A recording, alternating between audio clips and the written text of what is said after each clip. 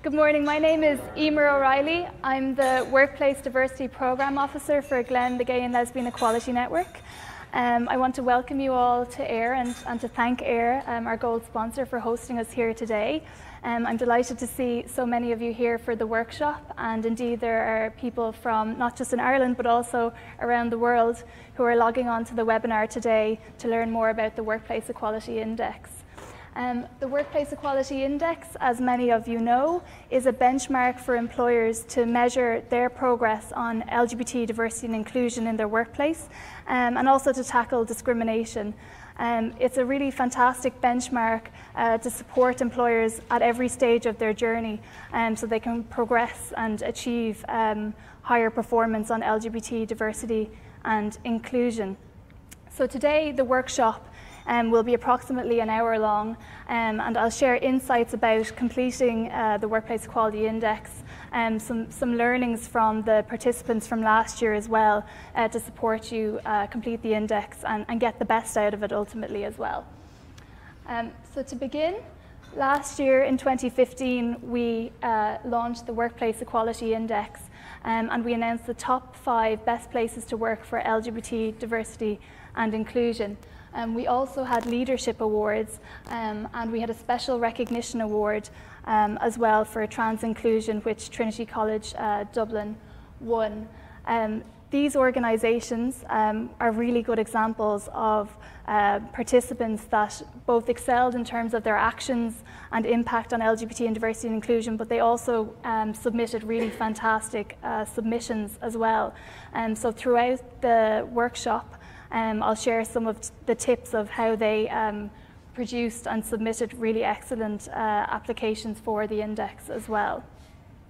So just to give you a little bit of information about the Workplace Equality Index application form itself, it's broken down into 5 sections. So diversity leadership, inclusive policies and practices, diversity culture, LGBT visibility, and diverse business. So this really covers all of the actions and operations of an organisation and where LGBT diversity and inclusion crosses over with these sections. We want to support organisations, whether they're private sector employers or public sector employers, at every stage of their journey. So we've broken down the questions into 3 levels, which are foundations, next steps, and best practices. So this really supports organisations monitor their own progress over the years when they apply as well. Some organisations may only focus on foundations and next steps. They may have some best practice, but they may really look at really doing well in the first 2 sections, or indeed some organisations may look at foundations and say, this is what I want to achieve this year, we're at the start of our journey, and maybe we'll have some next steps, but we really want to complete foundations. The structure of the index, as I said, was broken down into 5 sections, and the 5 sections are weighted according to the section. So we looked at best practice in Ireland and where organisations in Ireland fall, and we allocated the percentages to that. So diversity leadership and policies and practices have quite a significant point allocation at the moment. Policies and practices, for example, in 2015 was a section where organisations did okay, but they had some work to do. So this kind of tracks the progress of where organisations are in Ireland. And certainly internationally, organisations that participate in LGBT diversity and inclusion indexes, we see that over time their progress changes and the areas that they focus on change as well. So the Workplace Equality Index has a cycle of 2 to 3 years. And every 2 to 3 years it'll slightly shift and change in terms of the level of the questions, and organisations will move along with their progress with that as well. The 6th section, which you can see in the bottom right hand corner, is an optional section, and that's leadership awards, and we invite organisations to nominate individuals or networks, LGBT employee networks in their organisation, that go above and beyond when driving LGBT diversity and inclusion in their organisation. So this is a real opportunity to nominate those people and those networks that have been really making a huge change and difference to the workplace culture and driving that agenda. There are 23 questions in total in the Workplace Equality Index application form, and it's a series of multiple choice questions as well. So I'm just going to move on and share a little bit about scoring and results. So we have a robust scoring framework that we developed and built in partnership with our international partners. So each section is scored by the Glen Diversity Workplace team, and it's evaluated by an external evaluator who is Cara McGann. She is the Senior Policy Executive in IBEC, and she evaluates our scoring, so we have an extra measure, a check, to ensure that all of the organisations that participate have an objective score at the end, and that it's fair and transparent as well. Each organisation, once they participated, will receive a report card, and this report card will give organisations metrics on how they fared across the board. It's also broken down across foundations, next steps, and best practice as well. So this really allows organisations to identify where those gaps are for the following year, so they can make positive changes and improve for the following year. And to supplement that as well, to really support organisations on their journey, we also have executive debriefs. So we meet with organisations and we look at planning for the coming year as well. So now we're just going to move on to a sample question to give people and participants an idea of the index itself and what's required from organisations. So here we have a question that's from the communication, so from inclusive culture, section 3. And the question is, how has LGBT equality and diversity and inclusion been communicated to all staff in the organisation since January 2015? And here you'll see this is a foundations question, and there's an example of a multiple choice question here. So it's question B is LGBT related articles are disseminated in staff newsletters or other organisational publications. Underneath you'll see that there's an icon for evidence required, and where you see this icon in the application form, you're asked, or participants are asked, to submit evidence. The evidence is generally a screenshot of an article or an e-zine where you have an LGBT inclusive article.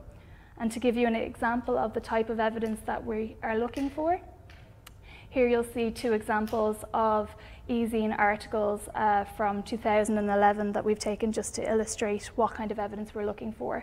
We are only looking for one piece of evidence, so it's sufficient just to take a screenshot of a newspaper or newsletter article and include it in the submission form.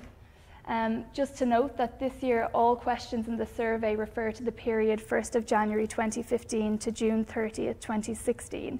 And that means that participants can give evidence only in this time frame, so evidence outside of that time frame won't be scored and it's not eligible for the application.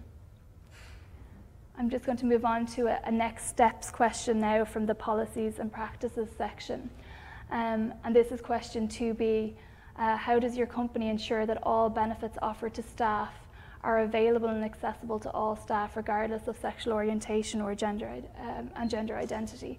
So you're asked to tick where this applies. So you complete here, you put the X in here, and then we specifically use LGBT inclusive terminology and language in our policies and benefits. So the idea around this question is that, that employees know when they're looking at policies and practices that there's LGBT inclusive terminology, that it applies to them. And this isn't about creating new policies, but simply ensuring that the terminology is inclusive. So in terms of the evidence required, again, you see the icon here. And then we're asking to submit a screenshot, so a sample or a line from that policy. So for example, here it's please copy a sentence or 2 from your policy documentation that clearly shows how you define a partner in your policy. So for example, it wouldn't just say spouse, it might say civil partner as well, so that you use inclusive terminology. Also very important to note that if you're a global organisation with global policies, it's really important to show how you respond to that in the Irish context. So how do those policies apply to the Irish part of the business? Finally, a sample question from best practice. and this is from section 1 on diversity leadership, which focuses on the strategic approach to diversity and inclusion, so looking at the LGBT strand of your diversity and inclusion or quality strategy.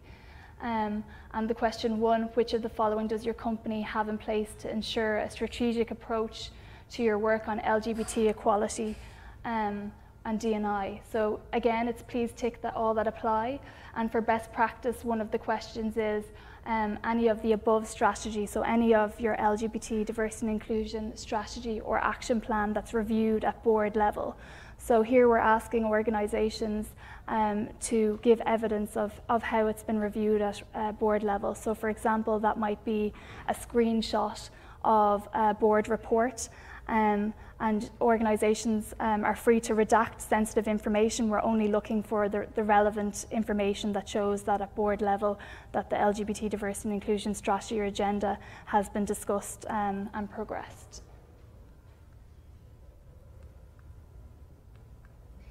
So there was significant learning from 2015, and I'm going to touch on some of those tips to help you along with your application for this year. Again, I mentioned earlier about the time frame, so some organisations lost out when they provided evidence that didn't fit in the time frame, so it's very important to ensure that all of the actions fit into the 1st of January 2015 to the June 30th, 2016 time frame. Sensitive evidence can be redacted. So rather than not providing the evidence, simply redact the information that's not relevant.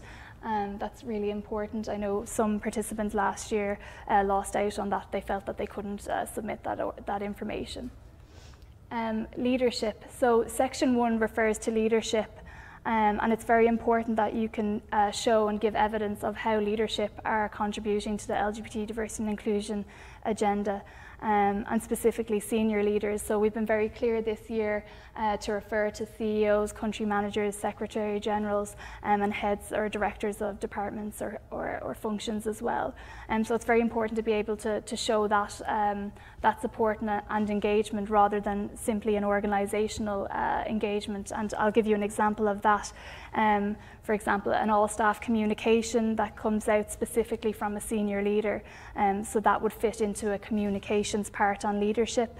If it's simply an organisational one without a senior leader involved in it in some way, either writing the article or writing an email, that's a different piece of information and wouldn't be relevant in this section. We touched on this already as well around global evidence.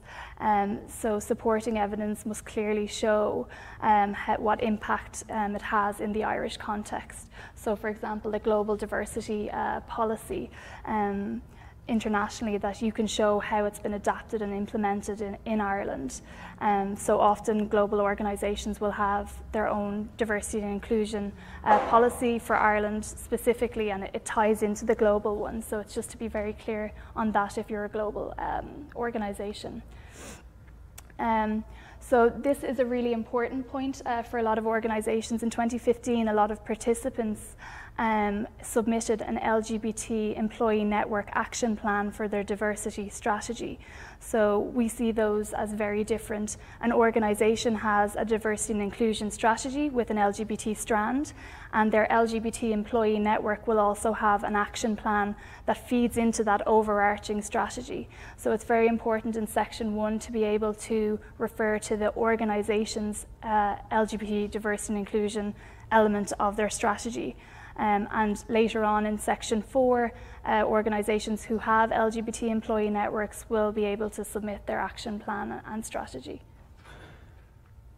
Trans inclusion is incredibly important that organisations can give evidence around this. This is one of the areas where many organisations last year didn't have sufficient evidence around it. In the Irish context, many organisations are just starting to understand their commitment and responsibility to trans employees. So it's an area to consider and focus for this year's application. So having a strong commitment to trans inclusion in your organisation, developing or adopting transition guidelines for employees, training line managers and HR staff around, and recruiters indeed, around trans inclusion, and the application as well of transition guidelines is hugely important. So that's something to look out for in this year's application. Section 6, which I mentioned earlier, is an optional section, and it refers to the Leadership Awards. And this is a really, really important section to recognise people in your organisation that have gone above and beyond driving the LGBT diversity and inclusion agenda. So it's a really great opportunity to recognise those LGBT employee networks, senior leaders, LGBT role models in your organisation, and allies, so people in your organisation that are not LGBT but are really supporting and engaging in that agenda. So the nominations are a separate application section, and they're about 500 words max.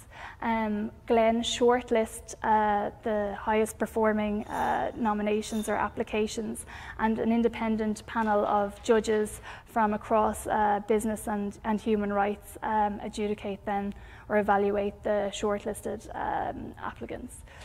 The key areas to consider, so some of the areas to focus on for those applications is around vision, so being able to illustrate what the vision is for that senior leader or for the LGBT employee network, to look at leadership as well, to be able to show how they've brought the organisation with them, to look at what actions, so what tangible pieces of work they've done and how that's impacted the culture of the organisation as well.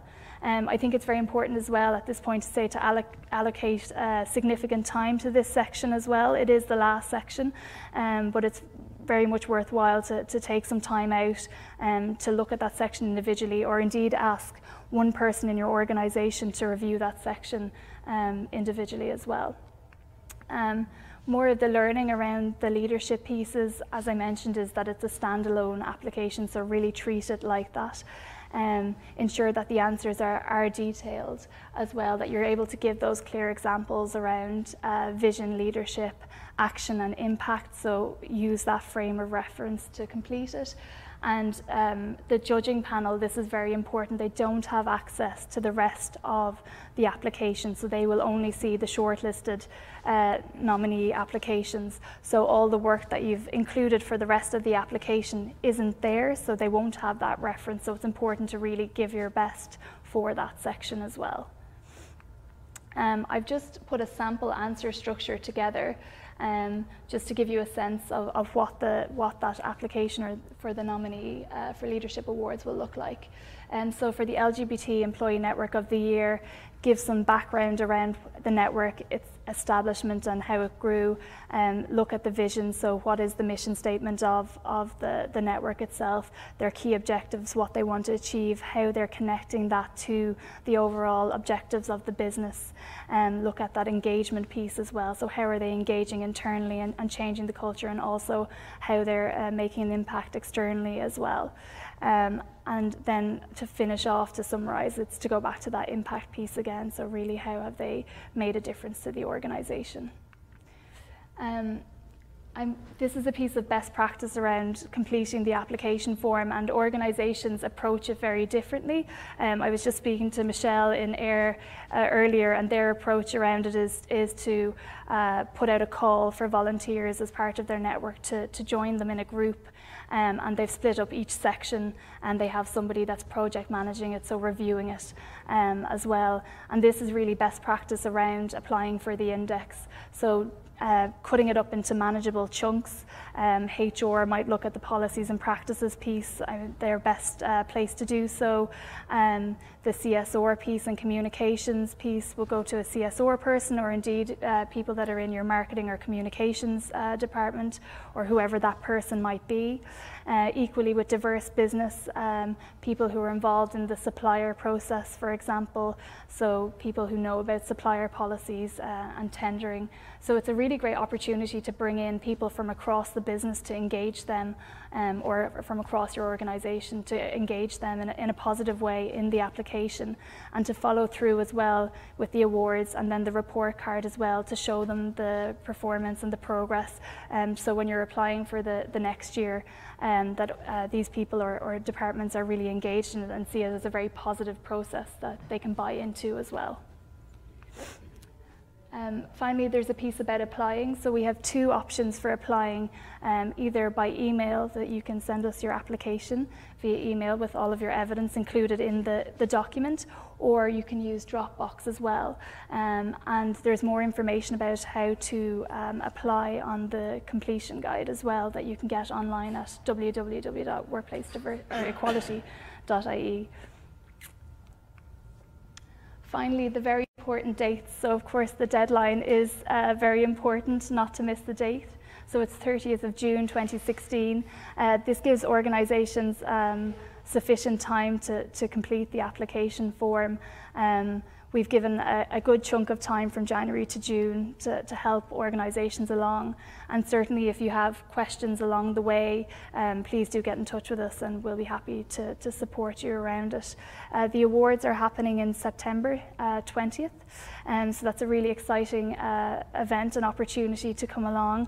Hopefully some of you will also be in the best places to work for LGBT equality in 2016 as well. And it's a really wonderful event. Last year we had it in the Westin with Miriam O'Callaghan, so it's a very significant event for LGBT equality in the workplace every year. Our report cards, they're available in October. And as I said earlier, they'll give you metrics on how you fared in the application process. It's important to note as well that all applications are completely confidential, so we don't publish any organisation's results.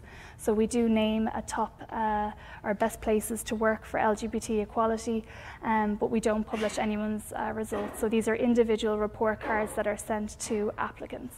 And finally then, just to reiterate, it's really great practice to schedule a debrief so we can look at objectives for the coming year as well and support you on that journey, both to improve your score in the index but also to get better results in the coming year on LGBT diversity and inclusion.